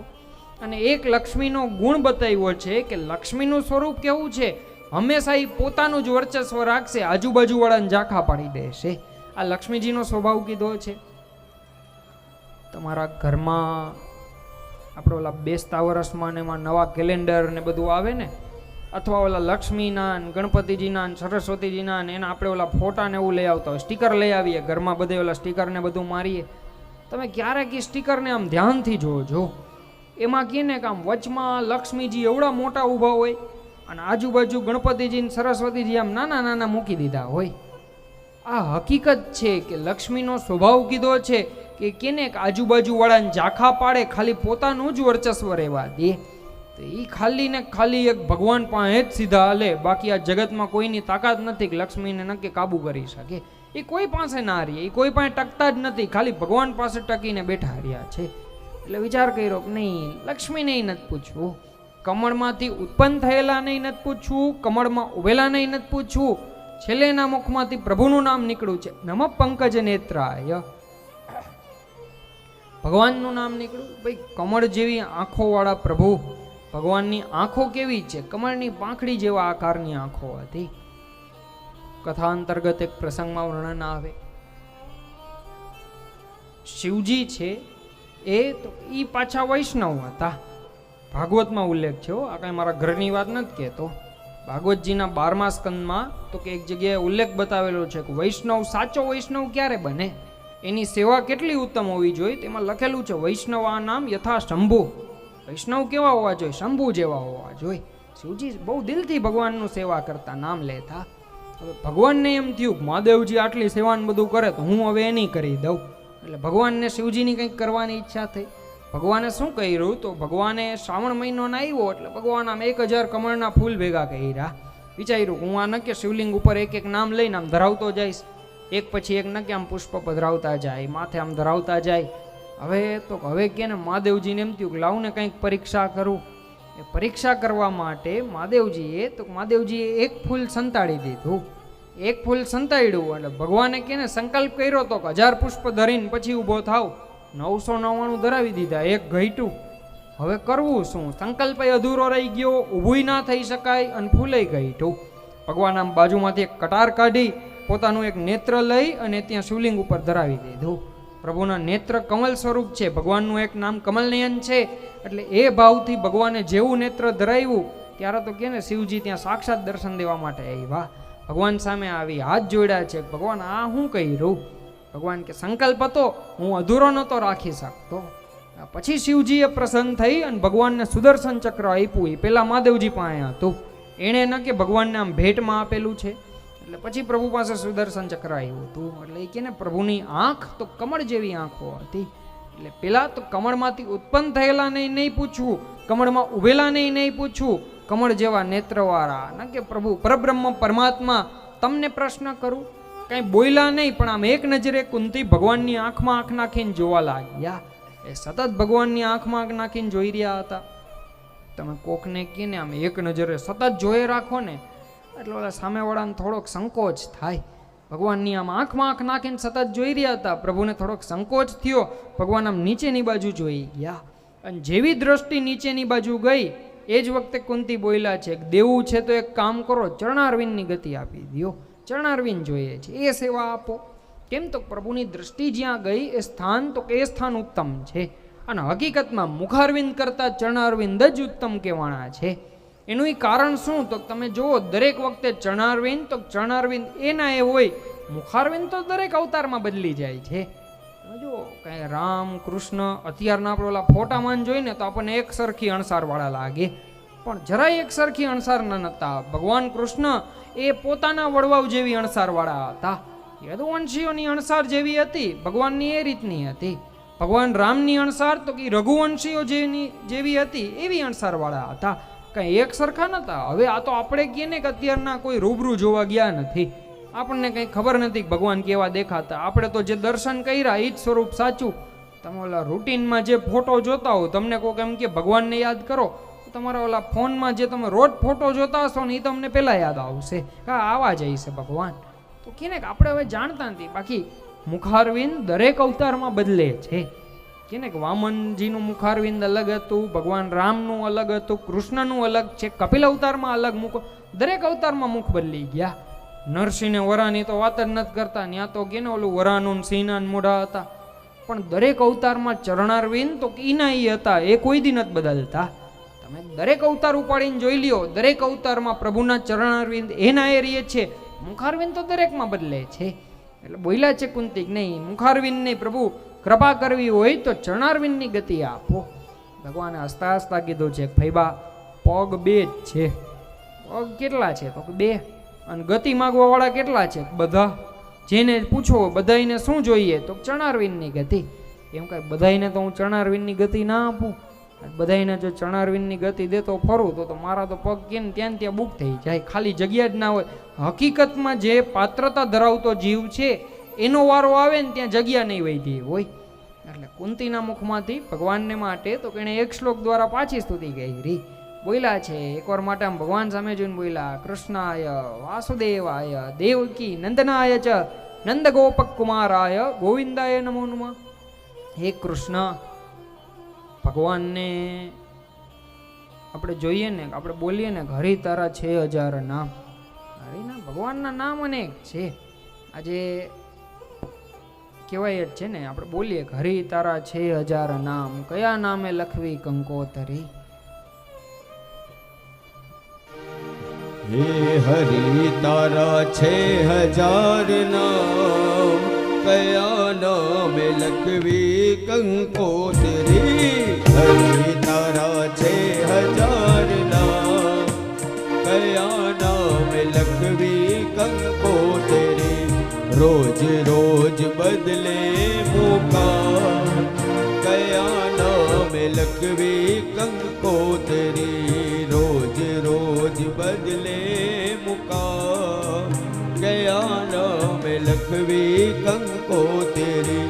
કોઈ તને રામ કહે, કોઈ ઘન શ્યામ કહે, તને રામ કહે, કોઈ ઘન શ્યામ કહે, કોઈ કહે ગિરધર ગોપાલ, યા નામ લખવી કંકોતરી.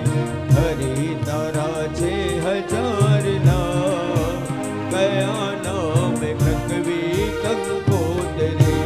રોજ રોજ બદલે મુકામ, કિયા નામ લખવી કંકોતરી. રોજ રોજ બદલે મુકામ, કિયા નામ લખવી કંકોતરી.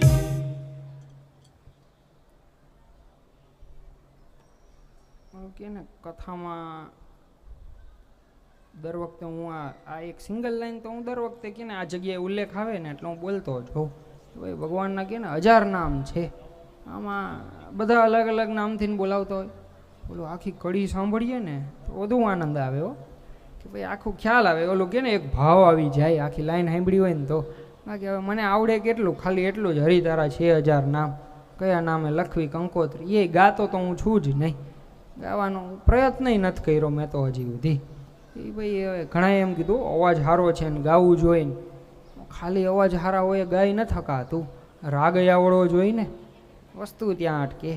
પણ આ વસ્તુ સમજાવવામાં આવી છે ભગવાનના, તો ભગવાનના અનેક નામો છે અને બધા ભગવાનને અલગ અલગ નામથી બોલાવતા. બધાયનું નામ લેવાની રીત અલગ અલગ હતી. કુંતી હતા એ હંમેશા ભગવાનને વાસુદેવ કહીને જ બોલાવતા, હંમેશા વાસુદેવ જ કહેતા. અને એનું કારણ કીધું છે કે ભાઈ ઈ બાને પોતાના ભાઈનું ભેગા ભેગું નામ લેવાઈ જાય. જો વસુદેવ કોણ તો ભગવાનના પિતા, પણ વાસુદેવ કોણ તો ભગવાન પોતે. સંસ્કૃત વ્યાકરણનો આ નિયમ કીધો છે કે પિતાના નામનો જે પહેલો અક્ષર હોય એની પછવાડે જો કાનો માત્ર લાગી જાય તો એ દીકરાનું નામ થઈ જાય. દશરથ કોણ તો કે રામના પિતા, પણ દાશરથ કોણ, ક્યાંય પણ તમે વાંચો દાશરથ શબ્દ લખેલો હોય તો એ ભગવાન રામ પોતે. વસુદેવ તો ભગવાનના પિતા, પણ વાસુદેવ તો ભગવાન પોતે. કુંતી હંમેશા વાસુદેવ કહીને જ બોલાવતા. પાંડવો છે તો એ હંમેશા ભગવાનને અચ્યુત કહીને જ બોલાવતા. અર્જુન તો એ પાછા હંમેશા ભગવાનને કેશવ કહીને જ બોલાવતા. બધા અલગ અલગ નામે બોલાવતા. કથામાં વર્ણન આવે, એકવાર માટે કહે ને કુંતી ભગવાન સામુ જોઈને બોલ્યા છે, કૃષ્ણાય વાસુદેવાય. પ્રભુ ભગવાન તરીકે તમે એમ કહો છો કે હું એમ ગમે એને સ્થાન ના આપું, અરે હું તો તમારી ફૈબા થાવ, વાસુદેવાય તમારા સગા પિતાની સગી બેન થઈ રહી છું, હવે તો મને કંઈક સ્થાન આપો. એટલે ભગવાન હસતા હસતા કીધું, ફૈબા તમે પરિવારની વાત તો વચ્ચે જ ના લઈ આવતા. કેમ તો ભગવાનનો પરિવાર ખાલી કેવડો છે, તમે ખાલી કહે ને દેવકીને એના 2 જ દીકરાને ઓળખો છો, આગળના 6 ને તો નથી જ ઓળખતા. આપણે તો 2 ને જ ઓળખીએ, કૃષ્ણ બલરામ. પણ ભગવાનને એ સગા ભાઈઓ કેટલા હતા.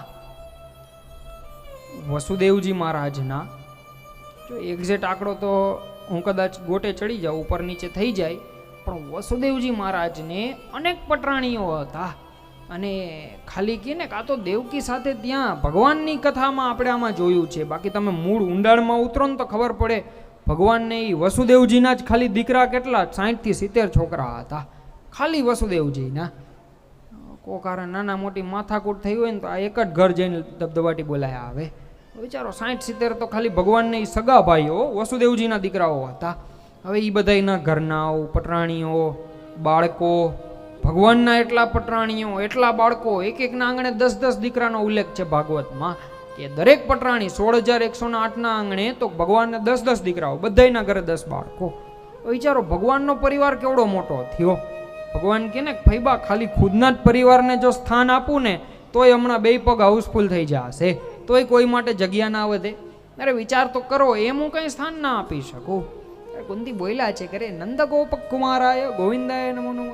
પ્રભુ જેમ નંદગોપાદી કુમારોએ તમારી જે રીતના નિસ્વાર્થ ભાવે ભક્તિ કરી, અમે એ રીતના નિસ્વાર્થ ભાવે તમારી સેવા માટે બેઠા છીએ. અમારે કે ને બીજું કાંઈ નથી જોતું, કેવલ ને કેવલ તમારી સેવા આપો. અમે કુંતીએ તો ભગવાન પાસે માંગણી કરી, જીવનમાં જો કંઈ દેવું હોય ને તો આ જન્મમાં જેટલું દુઃખ આપ્યું, આ જન્મમાં જેટલા દર્દ આપ્યા, ક્લેશ તાપ આપ્યા ને એના કરતાં ભગવાન આવતા જન્મમાં 10 ગણા વધારે આપજો. બસ ભગવાનની નવાઈ લઈ ગઈ.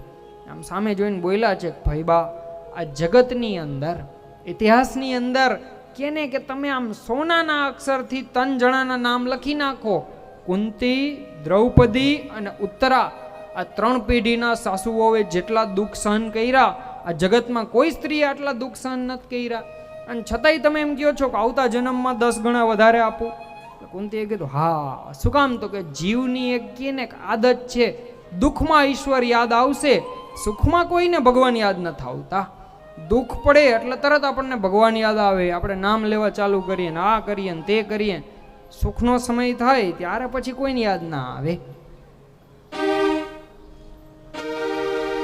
મને મુશ્કેલી જ્યારે પડે ત્યારે તને યાદ કરું. મને મુશ્કેલી જ્યારે પડે ત્યારે તને યાદ કરું. ભલે દુઃખમાં હું વિસરું તને, દુઃખમાં હું યાદ કરું. ભલે સુખમાં હું વિસરું તને, દુઃખમાં હું યાદ કરું. ભલે મુશ્કેલી જ્યારે પડે ત્યારે તને યાદ કરું. રાધે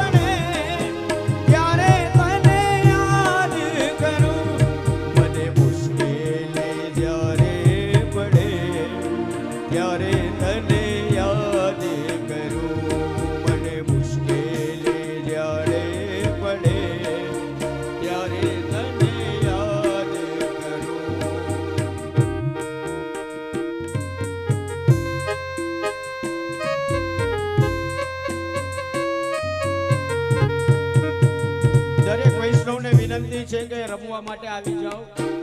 આ બાજુ જેટલા લેડીઝ છે બધાને વિનંતી રમવા માટે આવી જાઓ, કારણ કે આ પછી અવસર આપણે નહીં મળે.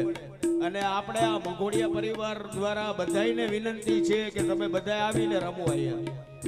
એ હાલો હે દ્વારિકાનો નાથ મારો રાજા રણ છોડે છે એને મને માયા લગાડી રે દ્વારિકાનો નાથ મારો રાજા રણ છોડે છે એને મને માયા લગાડી રે તમે મને માયા લગાડી મારા વાલા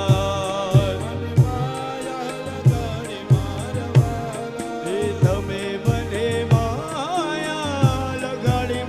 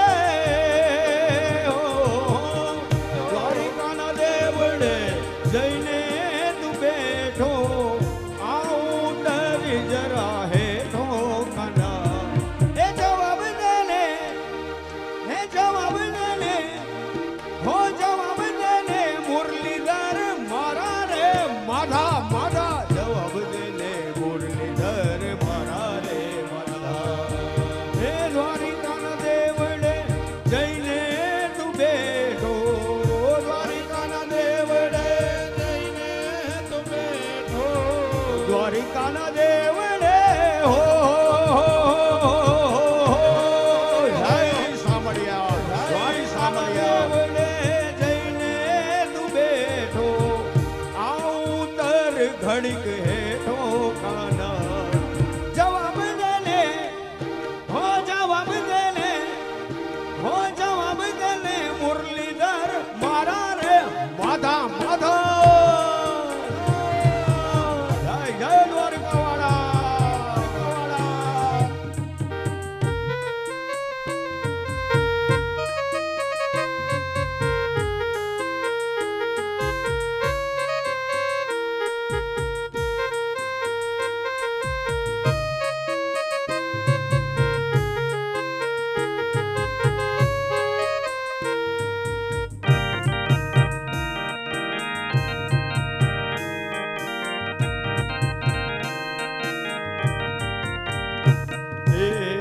રાધિકાના પ્રેમને ભૂલી રે ગયા છો ગોકુળના પ્રેમને ભૂલી રે ગયા છો એ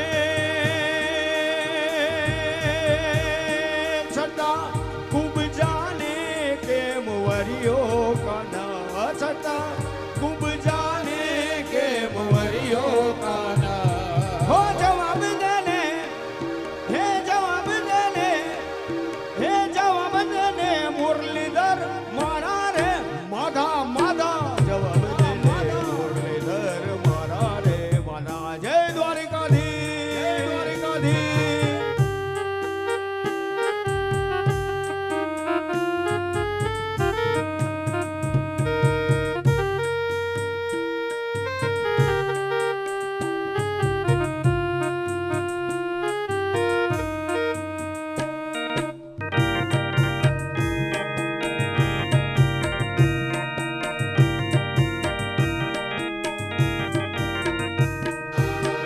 નગર બજાર જ્યાં નગર બજાર જ્યાં એ નગર બજાર જ્યાં નગર બજાર જ્યાં એ મારું ધૂ તારા મુખે મોય ચડી મેળલા મારે સુમર આવરે હે આવરે હલે સબેર નગર બજાર હે આવરે હલે સબેર નગર બજાર હે નગર બજાર જ્યાં નગર બજાર જ્યાં હે મારો દો તારા મુખે મોય ચડી મેળલા મારે હજાર આવરે હે આવરે હલે સબેર નગર બજાર આવરે હલે સબેર નગર બજાર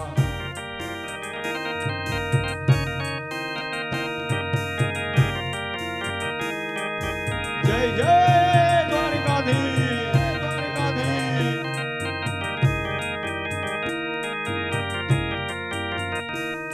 એ લોક કેરો હાર લો લોક કેરો હાર લો લોક કેરો હાર લો એ લઈ ગયો વીથલો ને લોકે હું અડવી થઈને સુમા હે આવરે હલે સબેર નગર બજાર હે આવરે હલે સબેર નગર બજાર હે નગર બજાર જ્યાં નગર બજાર જ્યાં હે મારું દૂ તારા મુખે મોય ચડી મેળલા મારે હજાર આવરે હે આવરે હલે સબેર નગર બજાર હે આવરે હલે સબેર જય જય દ્વારિકાવાળા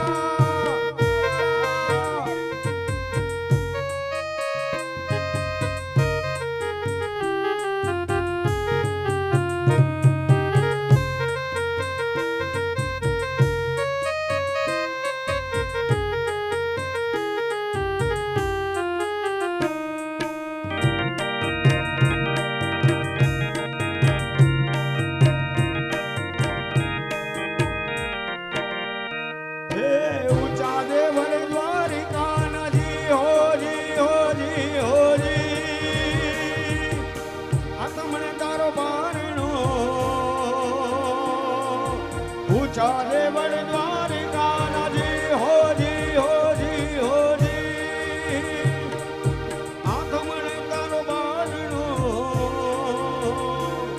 એ નીચ ગલડે ગોમતી દિયા નીચ ગલડે એ નીચ ગલડે ગોમતી દિયા થાય છે ના તારામનો હે વાલા હે વાલા હે વાલા રહીને સખવું તમ વેલા હાલકાના મને ગોમતી માનવ લાવ કોડીલા કરે રે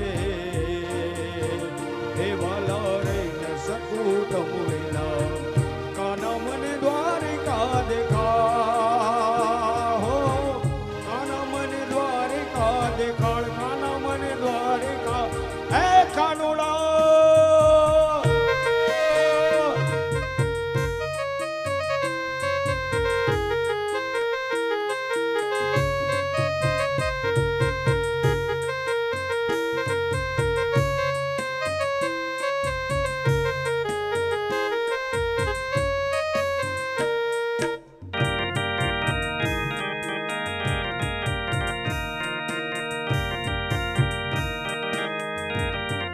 સૈયર બોરી રે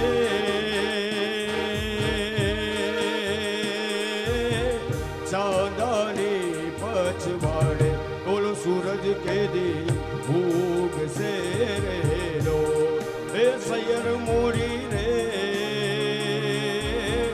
ઉતારા રે કરનારો જાદવ રાય કેદી આવે રે લો ઓલો કાનુડો ક્યારે આવે રે લો હે આવશે હાથમને સોમવારે હે આવશે હાથમને સોમવારે આઠમની મધરાતે રે લો એ સૈયર મોરી રે ઉતારા રે કરનારો જાદવ રાય ક્યારે આવે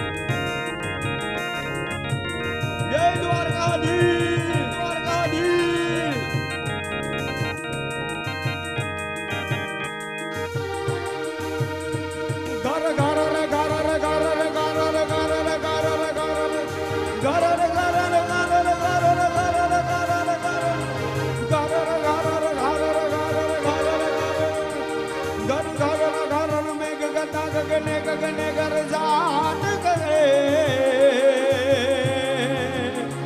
ઘુમરી ઘુમરી ગરજાત ભરે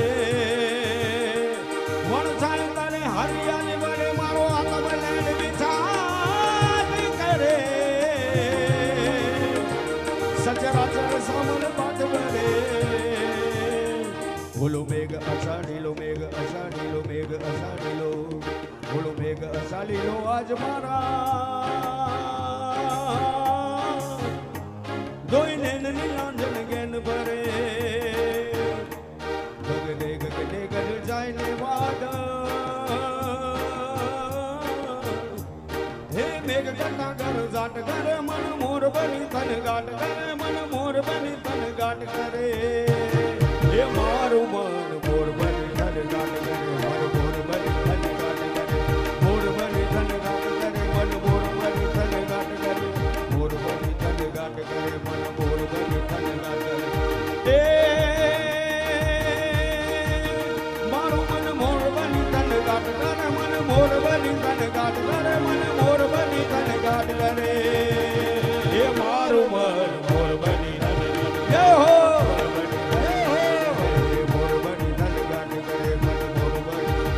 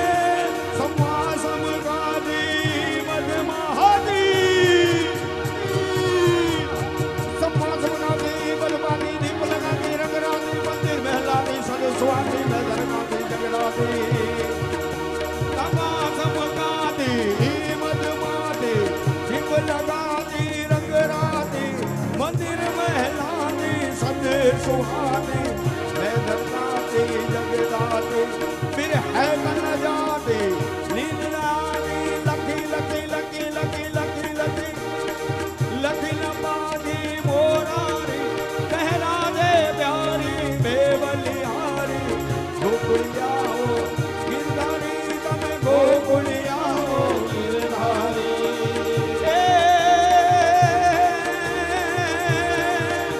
सावन जल बरसे सुंदर सरसे सावन जल बरसे सुंदर सरसे बादल बरसे अंबर से गिरवर तनवर से ललाट से नदिया बरसे सावर से गिरिवर तनवर से लता लहर से लगत लहर से दुखकारी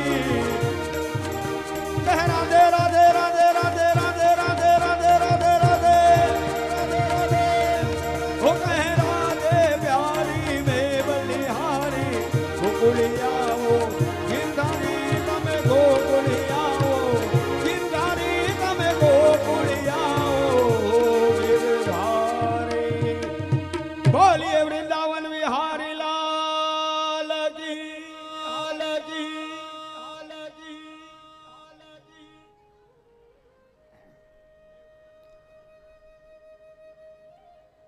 કથાની અંદર આપણે સૌ વર્ણન શ્રવણ કરી રહ્યા હતા.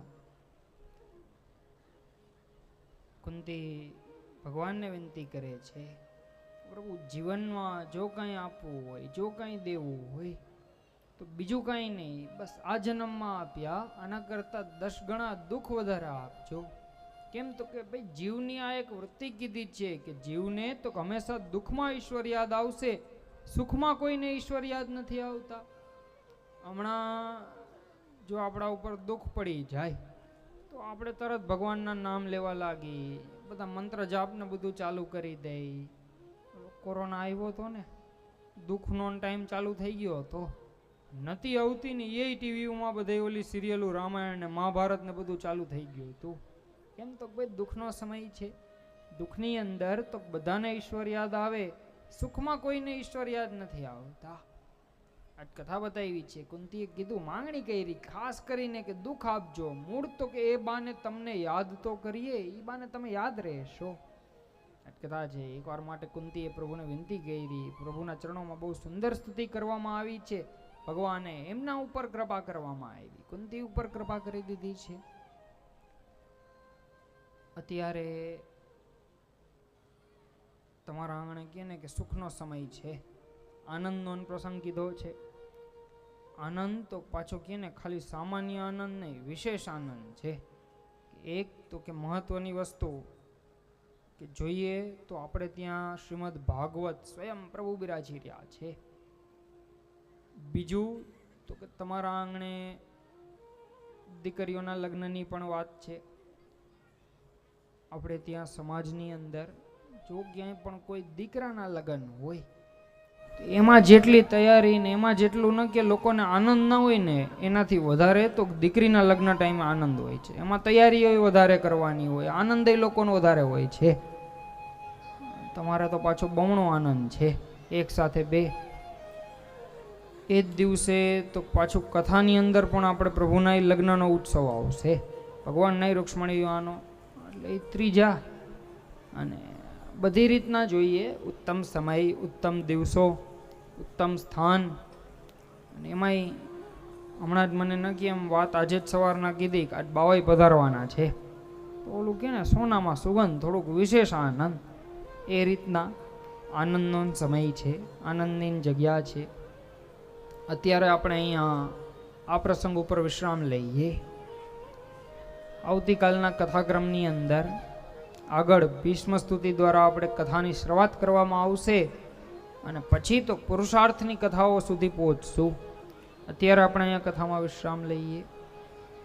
શ્રી ગોવર્ધનનાથ કી જય, શ્રી ગિરિરાજ ધરણ કી જય, શ્યામ સુંદર શ્રી મુનિ મહારાણી કી જય, શ્રી વલ્લભાધીશ કી જય, શ્રી ગુસાઈજી પરમ દયાળ કી જય.